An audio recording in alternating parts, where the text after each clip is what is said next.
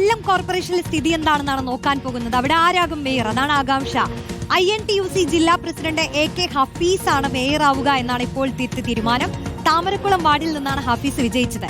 25 വർഷത്തിന് ശേഷമാണ് LDFന് കോർപ്പറേഷൻ ഭരണം നഷ്ടപ്പെടുന്നത്. ദിലീപ് ദേവസി ചേരുന്നു. ദിലീപ്, ഹഫീസ് ആണല്ലേ ആ പേര് ഉറപ്പിച്ചല്ലോ അല്ലേ? അപ്പൊ ഹഫീസ് മേയർ ആകുമ്പോ കൊല്ലം കോർപ്പറേഷനിലെ ആദ്യ കോൺഗ്രസ് മേയർ ആയിരിക്കും അല്ലേ? അതിനുള്ള ഒരു അവസരം കിട്ടുന്നത് ഹഫീസിനാണോ? പണിയെടുക്കുന്നു.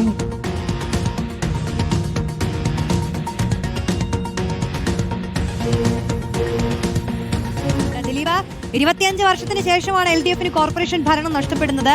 ഭരണം പിടിച്ചതാകട്ടെ UDF ആണ്. അപ്പോൾ UDFന്റെ മേയർ സ്ഥാനാർത്ഥി എന്ന് പറയുമ്പോൾ കോർപ്പറേഷനിലെ ആദ്യ കോൺഗ്രസ് മേയർ ആയിരിക്കും. ആർക്കാണ് ആ ചീട്ട് വീഴുന്നത്? ഹഫീസാണോ?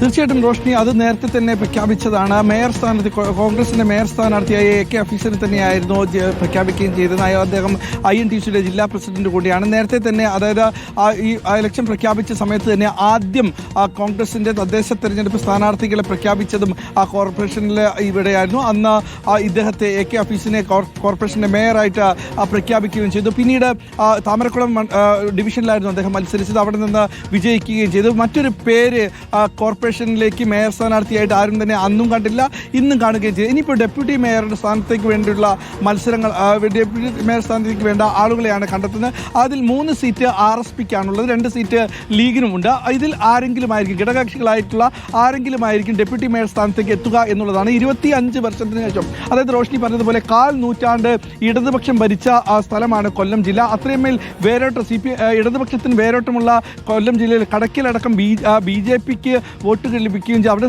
BJPക്ക് അക്കൗണ്ട് തുറക്കുന്ന സാഹചര്യങ്ങളടക്കം എത്തുകയും ചെയ്തു. അത് പാർട്ടിക്ക് വലിയ തോതിലുള്ള ദോഷവും ഉണ്ടാവുകയും ചെയ്തു. ഇപ്പോൾ അറിഞ്ഞിരിക്കുന്ന വിവരങ്ങൾ, ഇനിയുള്ള കൊല്ലം കോർപ്പറേഷനെ കുറിച്ച് ഇനി അറിയേണ്ടത് മറ്റ് ആളുകളെ കണ്ടെത്തേണ്ടത്, അതായത് സ്റ്റാൻഡിംഗ് കമ്മിറ്റി ചെയർപേഴ്സൺമാരെ കണ്ടെത്തേണ്ട പരിപാടികളാണ്. അതിനുവേണ്ട യോഗം നാളെ തന്നെ ചേരുമെന്നാണ് ഇപ്പോൾ ഇനി കൊല്ലത്ത് ഒരു പേര് ഉണ്ടാവട്ടെ. കൃത്യമായ അധ്യക്ഷ പദവിയിലേക്കുള്ള പേര് തീരുമാനമായിരിക്കുന്നു. മറ്റുള്ള പേരുകളിലേക്കൊക്കെ എത്താനുണ്ട്. ദിലീപ് ദേവസിയാണ് വിശദാംശങ്ങൾ നൽകി.